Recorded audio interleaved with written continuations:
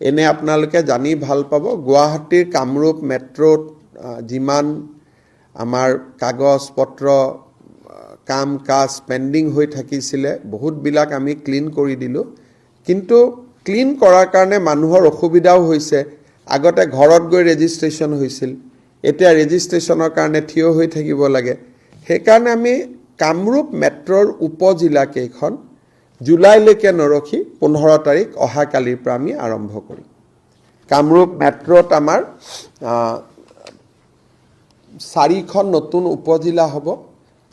দিছপুৰটো সদৰ হিচাপে ধৰা হ'ব জালুকবাৰীত এটা আমাৰ নিউ গুৱাহাটীত এটা সেন্ট্ৰেল গুৱাহাটীত এটা আৰু ডিমৰিয়া সোণাপুৰত এটা সো এই 4টা উপজিলা 15 তাৰিখৰ পৰা আমি আৰম্ভ কৰিম তাৰনে আজিৰ পৰা আমাৰ ওলাই গল না দিবেদিন আজিৰ পৰা আমি কাগজত আৰম্ভ কৰিম অফিসটো বহাওতে এটা মাহ লাগিব গতিকে উপজিলা বা মহকুমা আমি ডিসেন্ট্ৰেলাইজ কৰি দিলো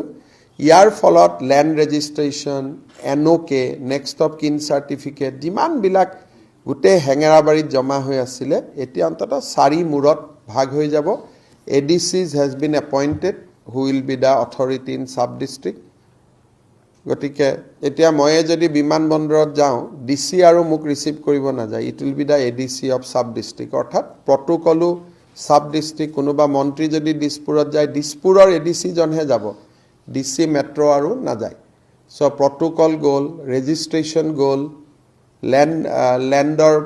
সেল পাৰমিশনো একসেপ্ট এটা বিঘাৰ ওপৰত তেওঁলোকৰ হাতত গল ফ্ল্যাটৰ ৰেজিষ্ট্ৰেচন তেওঁলোকৰ হাতত গল next of kin certificate arms license excise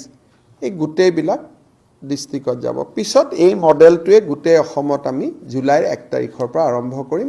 কামৰূপত অলপ আমি কামৰূপ মেট্ৰত আমি অলপ আগতীয়াকৈ আৰম্ভ কৰিলো